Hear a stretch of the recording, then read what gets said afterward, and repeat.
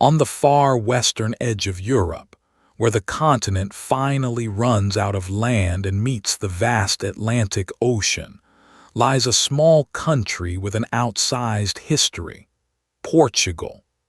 Home to around 10 million people, this was once the launchpad for the European age of discovery, a tiny nation whose sailors mapped the oceans and built the first truly global empire. Today it is a land of yellow trams and soulful music, of golden beaches and port wine, and of one of the greatest footballers who ever lived. This is Portugal, seen from above. Welcome to Aerial Atlas.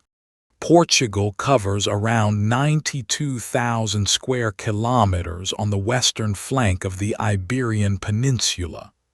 To the west and south stretches its glorious Atlantic coastline. To the north and east lies its single-land neighbor, Spain, along one of the oldest, most stable borders in all of Europe. Great rivers like the Douro and the Tagus cut across the land to the sea, and far out in the Atlantic lie two beautiful island groups that are also Portuguese, the green volcanic Azores and subtropical Madeira. But Portugal's true claim to fame is written across the entire globe. In the 1400s and 1500s, this small kingdom launched the age of discovery.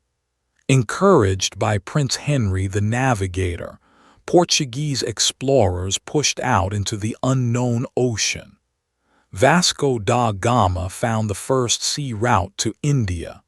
Ferdinand Magellan's expedition was the first to sail right around the world, and others reached Brazil, Africa, China, and Japan. From this tiny corner of Europe was built a vast, sprawling empire that spanned the planet.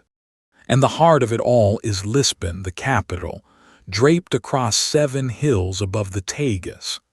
This is a city of pastel buildings and steep, winding lanes, where vintage yellow trams rattle up impossible slopes. Out at Belem, the explorers once set sail, watched over by the ornate Belem Tower and the great Jeronimo's monastery.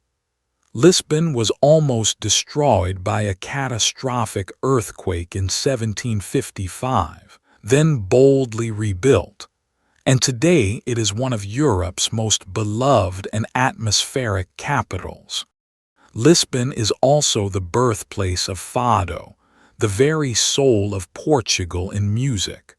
Mournful, beautiful, and full of longing, Fado expresses a feeling the Portuguese call saudade, a deep, bittersweet yearning for something loved and lost, that has no perfect translation in any other language. It is now recognized by UNESCO as a cultural treasure. And everywhere you look, the walls of Portugal glow with azulejos, the intricate blue and white, painted ceramic tiles that have decorated this country for centuries. To the north sits Portugal's proud second city, Porto, climbing in colorful tiers above the Douro River. This is the home of one of the world's great drinks, port wine, a rich, sweet, fortified wine made from grapes grown on the steeply terraced vineyards of the Douro Valley, a stunning UNESCO landscape. The wine is then aged in the cool cellars of Vila Nova de Gaia, across the river, before being shipped, as it has been for centuries, all around the world. Down in the sun-drenched south lies the Algarve, with some of the most beautiful coastline in all of Europe, golden sandstone cliffs, hidden beaches, and sea caves like the famous Benadryl. With its warm weather and clear water, it has become one of the continent's favorite holiday destinations.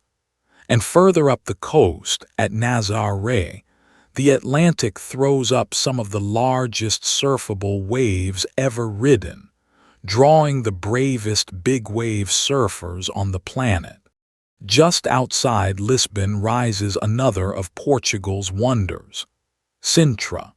Tucked into misty, forested green hills, this is a fairy-tale town of romantic palaces, the most famous being the wildly colorful Pina Palace, perched on a peak in shades of red and yellow.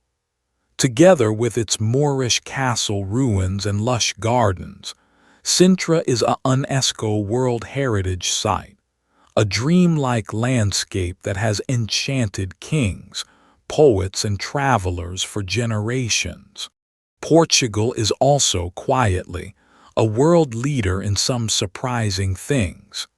It produces around half of all the cork on the entire planet, harvested gently from the bark of cork oak trees across the rolling plains of the Alentejo. It is a major producer of olive oil and, of course, wine. And these warm, golden southern plains, dotted with whitewashed villages, form one of the most peaceful and timeless landscapes in the country.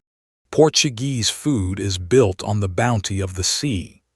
The national obsession is bacalhau, salted dried cod, which Portuguese cooks proudly claim to prepare in over 300 different ways. There are freshly grilled sardines, rich seafood stews, and Porto's mighty francesinha sandwich.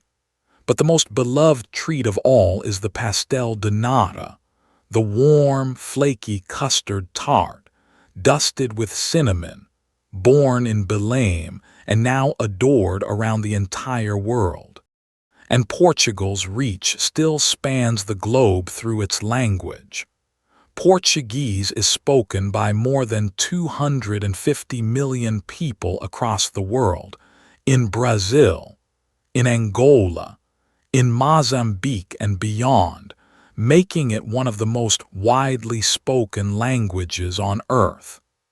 It is the lasting legacy of that age of empire and exploration, a history that includes both extraordinary voyages and the darkness of the slave trade, and which connects this small country to distant nations on every continent. And then there is football, where Portugal stands among the giants. This nation produced the legendary Eusebio, and then in the modern era, Cristiano Ronaldo, one of the greatest goal scorers the sport has ever seen. The national team, the Seleção, finally lifted a major trophy by winning the European Championship in 2016 and went on to claim the Nations League. For 2026, Portugal arrives, as ever, as one of the genuine contenders to win it all. A small Atlantic nation that once mapped the world of trams and tiles, Fado and port, golden cliffs and footballing glory. That was Portugal from above. If you enjoyed the journey, subscribe. Here on Aerial Atlas, we fly over a new country every day.